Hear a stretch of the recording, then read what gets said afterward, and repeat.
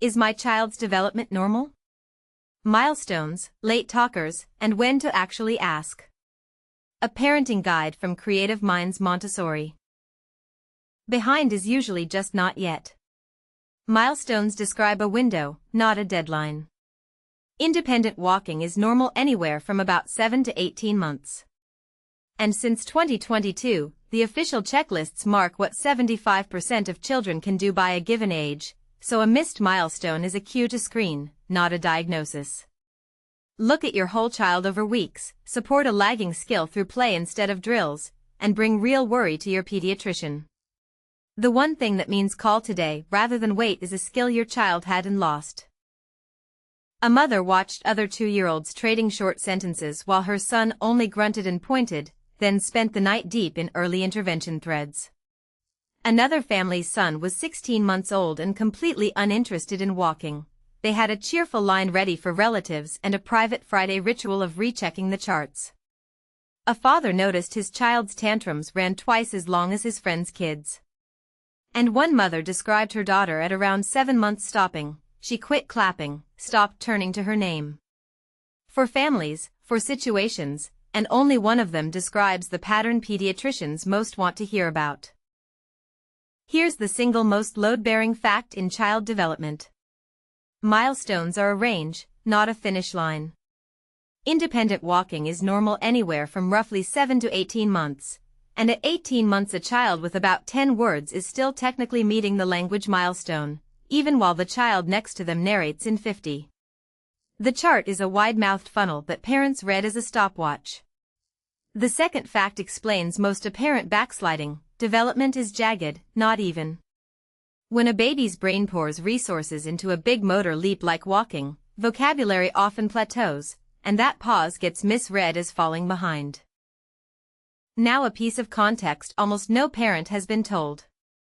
In 2022, the CDC and the American Academy of Pediatrics revised the milestone checklists so each milestone reflects what about 75% of children can do by that age, the 75th percentile, rather than the old 50th percentile average. They added 15 and 30-month checklists and deliberately reworded the guidance to end the old wait-and-see habit.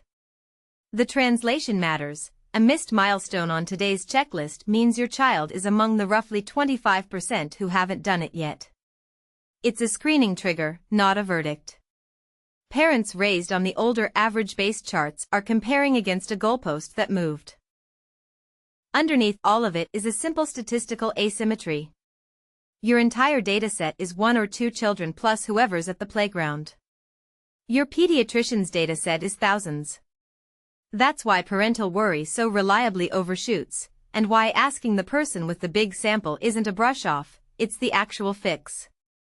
And if it helps to know you're in ordinary company, in the University of Michigan Mott poll, 38% of parents compared their child to a sibling, 34% to a friend's child, and 23% worried their child might be delayed. Comparing isn't a character flaw. It's the default setting. The milestone chart is about a century old. Arnold Gesell, working from Yale beginning in the 1910s, pioneered the normative approach, systematically observing what children typically do at each age, and his popular books gave parents the first real map. But his critics caught the flaw immediately, and it's the same flaw we live inside. He did not readily acknowledge individual differences, and his focus on norms quietly implied that what is typical for an age is also what is desirable. That slide, from average to should, is the original sin of milestone anxiety. Gesell also left the reassuring half. Much of development unfolds on an internal biological timetable, so a slower blooming child is frequently just running their own clock. What's new is the feed. Social media surfaces the exceptional and makes it look average, the 9-month-old walking, the 18-month-old reciting the alphabet, so comparison became involuntary and around the clock. Layer on the instinct to treat childhood as a performance to optimize, and milestones convert from a screening tool into a status contest.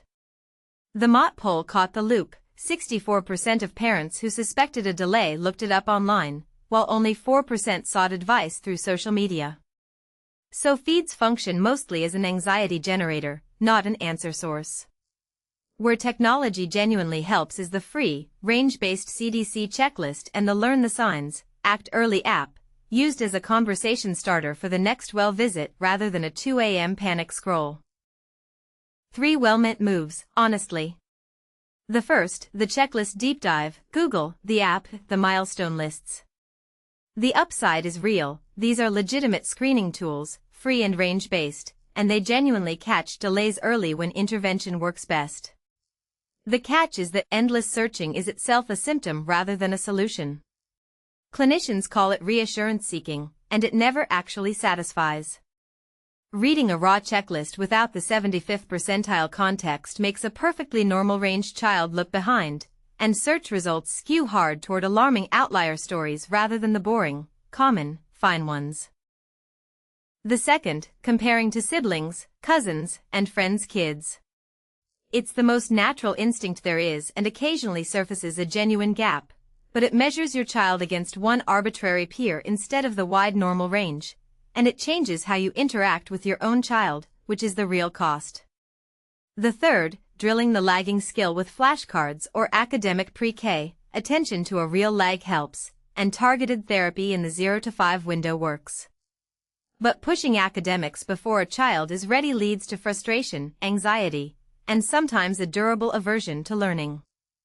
A Vanderbilt study found children in academic-focused pre-K had worse behavior and lower performance by 3rd grade than play-based peers. And a fourth move worth naming, hiding the concern for fear of a label.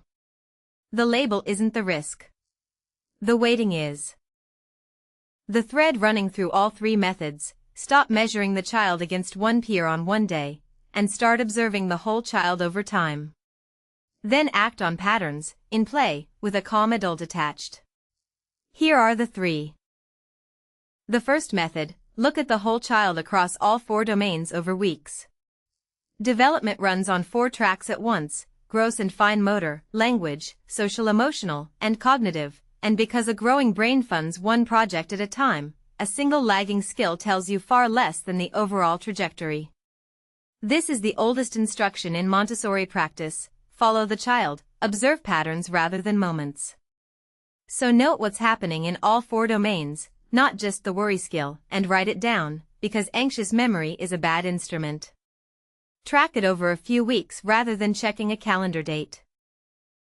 And watch for the reassuring companions of typical development, which matter more than raw word count: eye contact, returning a smile, seeking cuddles, responding to their name, pointing and gesturing to communicate. A late talker with warm eye contact and busy hands is telling you something quite different from a quiet child who has also stopped seeking you out. This mindset shift is invisible to your child, which is its gentlest quality, because the pressure comes off them the moment it comes off you. What sabotages it is the daily spot check. Opening the app every evening to re-audit one skill keeps you measuring moments, the very habit the method replaces. The second method works on sample size. Make the pediatrician your first call. They've seen thousands of children, and the formal screens they run, the Ages and Stages questionnaire, the MChat for autism, are designed to catch real issues and, just as valuably, to rule them out so you can genuinely relax. The Academy of Pediatrics builds developmental screening into the 9, 18, and 30-month well visits, with autism-specific screening at 18 and 24 months. And any parent concern is a legitimate reason to screen sooner. In the Mott poll, 63% of worried parents did ask their provider, the highest yield move on the whole list. Do it well, and it takes one visit. Fill out the CDC Learn the Signs, Act Early checklist before you go. Bring specific documented observations rather than vibes. 11 words on Tuesday, no 2-word phrases, follows get your shoes every time. That lands very differently from I think you might be behind. Ask directly for a developmental screen if you're worried, and if something is flagged, ask about free early intervention services, which exist in every state. For your child, none of this is scary. Screenings look like play, blocks, pointing, simple little tasks, and any therapy that follows is framed as special playtime with a helper, never as being broken. The mistake that wastes the visit is softening the worry into small talk. Say the specific thing out loud. The third method, support the lagging skill through play and narration, never drills. Young brains build skills through play, connection, and repetition in real context, which is why developmentally appropriate practice outperforms push-down academics so consistently. Language in particular grows on being used around a child, not tested on them. So for a late talker, narrate your day out loud, name what you're both seeing and doing while you unload groceries or wash hands.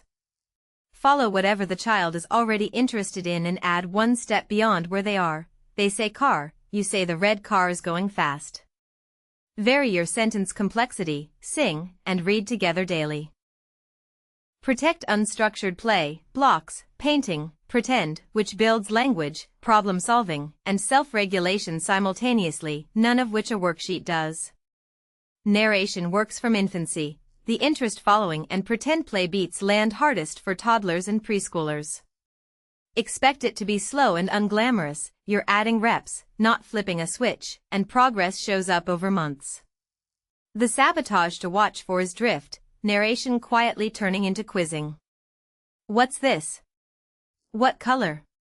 Say it, say ball. The moment play becomes a test, the child loses a playmate and gains an examiner, and the joy that powers the learning drains out of the room. Your child does not experience themselves as behind. They experience themselves as busy.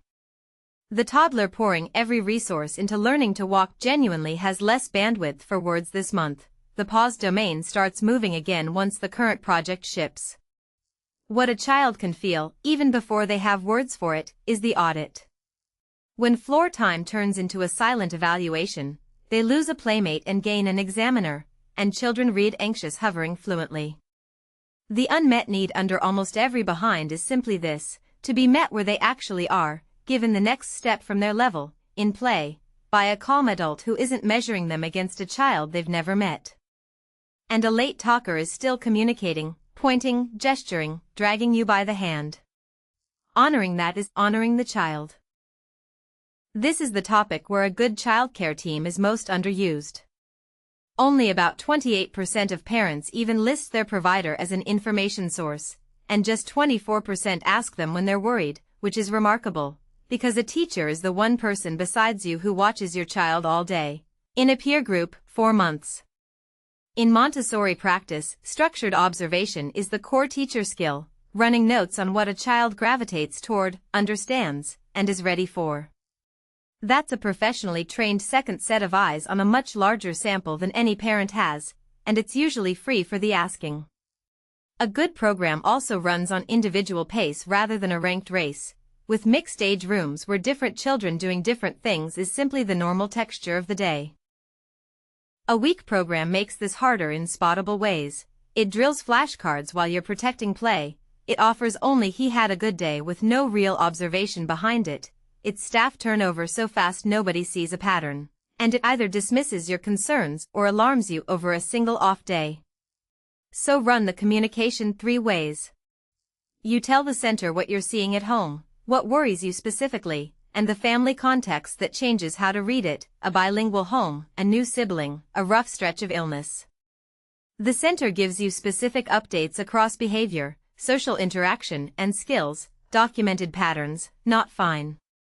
And the child is looped in with their effort named out loud and work offered at their actual level, any extra help framed as fun and normal rather than remedial. This is not medical advice, and talk to your pediatrician about your child. Most children meet milestones within the wide normal window, and one missed milestone means screen, not diagnose. But some patterns deserve a prompt call. The biggest one, above all others, is loss of a skill. If your child stops doing something they could do, stopped clapping, stopped saying words they had, stopped responding to their name, call your pediatrician. Regression is the clearest don't wait signal in all of early childhood. For speech, limited consonant babbling in the first year, not imitating your sounds, fewer than about 10 words by 18 to 20 months. The combination that raises urgency is a delay in both understanding and expressing language. And get hearing checked, because chronic ear infections can masquerade as speech delay. Some age-anchored prompts, and these are screening cues, not diagnoses. Around 1 year, no single words like mama or dada, no gestures such as waving, no pointing, no searching for a hidden object, can't stand with support. 18 to 24 months, not walking by 18 months, walking exclusively on tiptoes, fewer than about 15 words at 18 months, no two-word phrases by 2, no imitation, can't follow a simple instruction. Around 4, no pretend play, ignores other children, can't jump in place, can't copy a circle, speech still limited to 3-word sentences. Around 5, extreme fear or aggression, can't focus for 5 minutes, little interest in other children, persistent sadness or withdrawal. Any of these, or simply your own gut, justifies a screen. Free early intervention exists in every state, and earlier is better, because the first 5 years are the most neuroplastic stretch your child will ever have. The entire Milestone apparatus is a screening tool, not a verdict. It exists to flag who might need a closer look. It does not rank children, and it has never measured their worth. The art is holding two things at once that seem to pull in opposite directions. Comparison steals joy and is a bad metric, and early attention to a genuine delay really does help. The resolution isn't picking a side. It's staying calm and unanxious while remaining perfectly willing to screen. Being relaxed and being proactive are not opposites. And the permission slip, from a pediatrician who says it better than we can, milestones do not define you as a parent. You know your child and your family's context better than any chart does. Trust what you're seeing, keep the pediatrician's big sample as backup, protect the play, and let your child unfold on their own clock. For the full guide and more parenting resources, visit creativemindsmontessori.com/parenting.